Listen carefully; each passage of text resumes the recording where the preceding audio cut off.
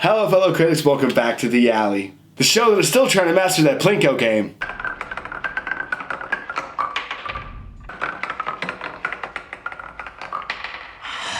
Wrong again! Normally we're a show that mocks villains and antagonists, but today we're going to make a case for Dr. Martin Brenner from Stranger Things. From everything I've seen about this character in the show, he is very misunderstood and has some secrets that will shock you.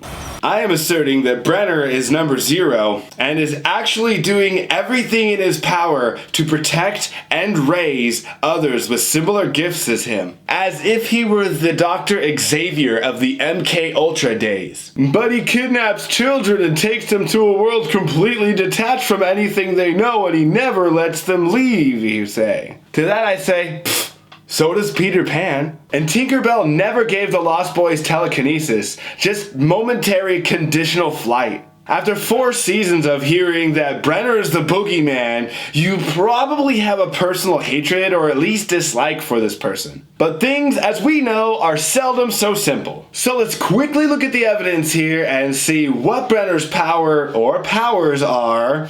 Let's see if maybe he deserves a little more of a fair trial than he seems to get from a lot of people. And hey, we're even going to get into the fact that I'm pretty sure I know why 11 is much more important to Brenner than you might think.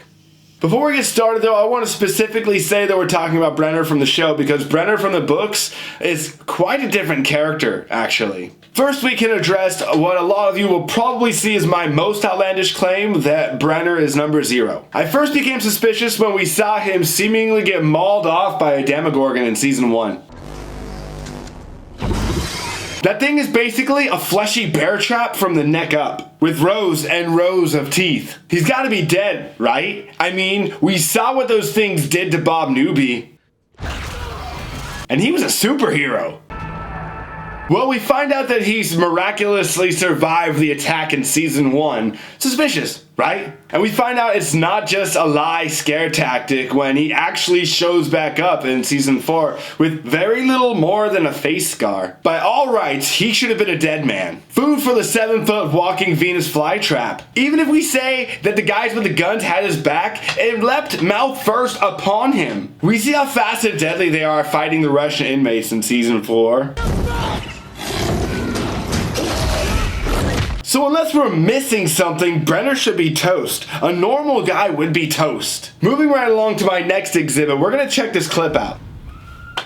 See that? Poop face. He stuffed his trousers like a kid collecting cool rocks on the beach. Only it's not cool. It's dookie. That hashtag poop face is well deserved too. I'm no mathematician, but that big metal door is moving fast. I did some research and I did some thinking and I did some measuring, and the door's mass is about 76.657 kilograms. It looks like it travels about 10 feet to smack him upside the head in 1/20th of a second, and that gives us about 76.2 meters per second acceleration, bringing the force crashing into Dr. MB Styles' face to 5,841 newtons.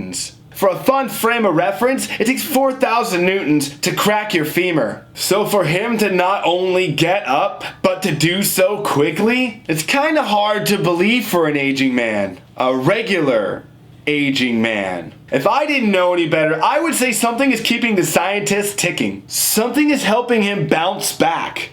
Maybe like a healing factor? Remember, Brenner was 22 when the MK Ultra experiments began. That's a young man with very big interest in psionic powers. From what we know about the government, the odds of a young person being that close to a project like this are impossibly low. There is no Doogie Howser of MK Ultra. The only reason a kid would be that close to the situation is if they're on the wrong side of the glass. Just a fun, interesting thought. And 16 years later, he finds himself in charge of his own MK Ultra experiments, right in the middle of Hawkins. It is important to note that Callie comes with him to Hawkins when he starts taking over the MK Ultra projects. So if Brenner was involved in the original MK Ultra testing and it was found out that he had some powers himself, he was probably on the wrong end of quite a bit of that uncomfortable testing, wouldn't you think? Which would be how he is aware that certain tests bring about certain results. it would stand to reason that we'd want to get out of there ASAP as well, right? You wouldn't want to just hang around where you're getting tested and waterboarded on all the time. How do you think he would have been able to manage that? Something I've noticed over the long seasons of Stranger Things is for all the times that people call Daddy B a liar or some sort of deceiver and that you shouldn't trust him, a strangely large amount of people trust him without questions, don't they? And not just regular guards either. 11 even has trouble escaping his desires. There are several occasions where she doesn't even really seem like she wants to listen to him, but yet she still, for some reason, trusts him. So it also seems like it would be a pretty good fit for him to be able to have some form of, compulsion. The thing vampires can do when they tell you to do something and you do it. That. I feel like there's some mind control there, at least some low level, which would actually be the perfect tool for him not only escaping the personal prison that he found himself in as a younger man, but it would also help him suddenly become a doctor, which he might need to do if he were going to go into another facility where there would be more people like him. And being a doctor, that would be a perfect reason to bring somebody into a new facility. You remember how I said Callie was with him? Interesting, right? And then once he's there in Hawkins, he immediately sends out probes, other agents and stuff, who are looking for people with similar powers. This is when Terry Ives comes into the picture. And Brenner, he's immediately smitten by her from the start. It's a beautiful young woman, not quite as young as Callie, where it would be more of a daughter, but someone a little more mature, someone that could maybe develop feelings for him as well. Maybe she wouldn't just see him as an experiment like all the others did, not some monster. Maybe he could reveal his true secrets to somebody. But no, the trauma was too deep, and he kept that all tucked deep away. No one could know. He couldn't risk going on the other side of the glass again. So he tells no one, and somehow Terry discovers that she's pregnant. She joins the experiments in 1970 and has Jane in June of 1971. So odds are she probably wasn't pregnant when she got there. No, the more likely answer was that Brenner couldn't hide his feelings from Terry forever, but he could convince her that she was pregnant beforehand with his power of suggestion so that it doesn't directly connect to him. That's right, I'm saying that Martin Brenner is Eleven's biological father. It makes sense not only for the timeline, but for how he reacts to her in so many different occurrences. He treats her like his actual blood. And he loves this girl as much as I believe he is humanly capable of loving anyone. As much as a jaded scientist can love anybody. He really needed it to be a secret. The only person that I think actually knew or had an idea is Owens. He is the guy who seems to understand Brenner the most, and he's one of the few people in the entire show who doesn't seem to think he is evil. Thinks that, yeah, he's kind of a jerk. Maybe he doesn't need to go so far. But he totally sees where he's going, and he can tell that his feelings are genuine enough to not get in the way very often, Everyone needs that one person, am I right? Well, not here. Hit the subscribe, wander yourself into the alley, and this is a home for overthinkers. We are banding together here, slowly but surely, so when you're here, you're like family. It's kind of like Olive Garden, except our food's different, and we're not going to harass you 30 times and see if you're done with your cup of water yet. In fact, I would be willing to suggest that Brenner loves all of the children. I think as time went on, they really grew on him. He is shown interacting positively and, even making jokes about his awful art skills with number 10. And that's something that, a heartless monster wouldn't be able to do. Cow? It's supposed to be a dog. It looks like a cow. I never was much of an artist. He's not Father of the Year by any means, but he does have a firm and fair set of rules. Think back to how the whole event happened with 2 and 11. Number 2 attacked her with a few other people, and 11 didn't even tell on him, but he knew something was wrong. He put the question out there, and the kid pretty much gave himself up right away, Even though he fears the consequences of being in trouble, he's You know, he knows that's what you're supposed to do. The rules are set forward. They make sense. You could just connect that to my theory of Brenner having the ability to suggest things into reality, which if you do, thanks. I thought it was a pretty theory myself. But I still also think that he would have been just as consistent had any other child hurt the other children. You know, I don't think it's a special case. And this would also largely explain why every dead kid he found in that lab was a new fresh hell for him, and not, oh, well, you gotta crack a few omelets to make eggs, right?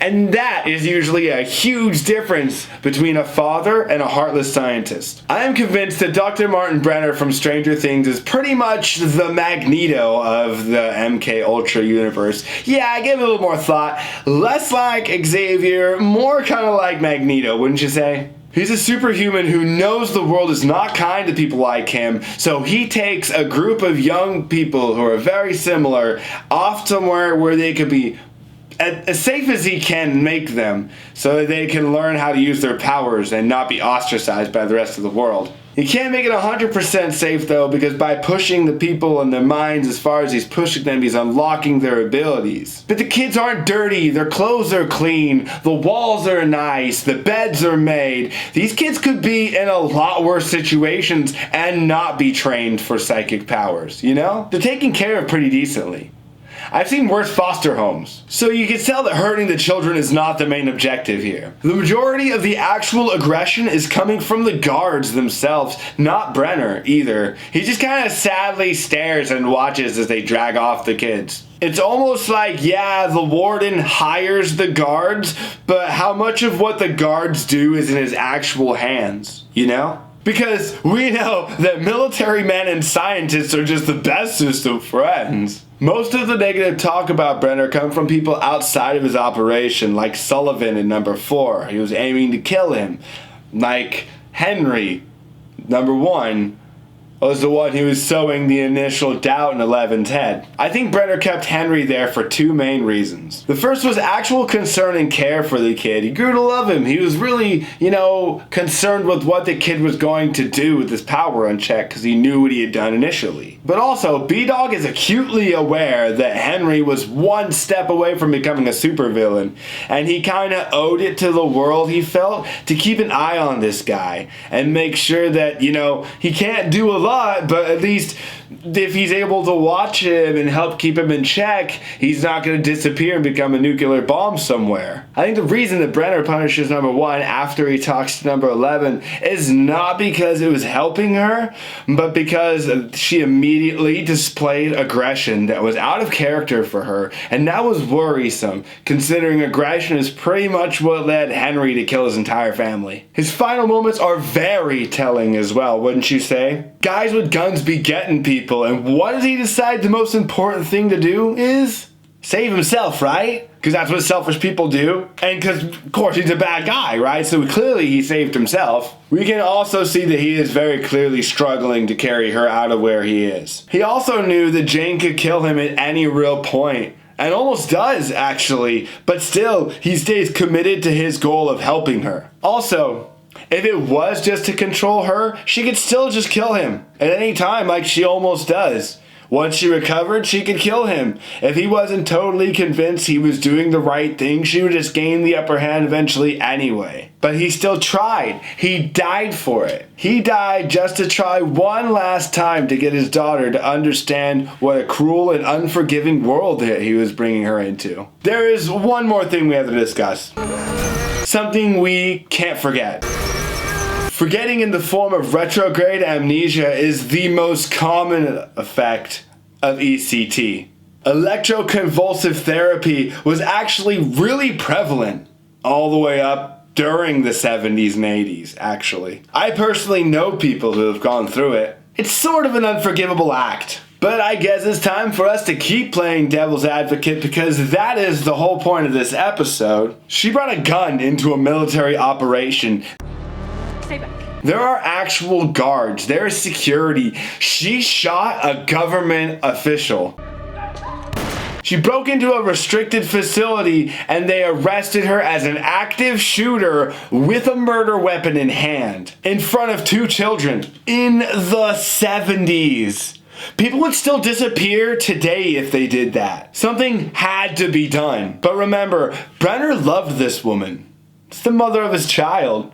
He couldn't necessarily kill her, but he can't save her either. He couldn't save her, but he could medically neutralize her by putting her into a coma. She didn't have to die, and knowing that ESP exists, we could actually make the case that Brenner set it up for Eleven to be able to talk to her mom at all later. He knew that eventually she'd be able to find her and communicate with her. He's not stupid. Were we to actually make that case, yeah, your own mind is a pretty lousy place to be in house arrest, but like I said, she's able to communicate with her mother at all. Because a dead person is harder to meet than a catatonic one. Jane was able to meet her mom because her dad couldn't let her go. So yeah, he could have been better. He could have chose different paths. But looking at the evidence that I've given you, I think we could chalk it up to a misunderstood man who will be remembered for many, many things in his universe once he is gone. You are my family, my child. Sort of makes you wonder how people will remember you, doesn't it? Critically yours, The Fox.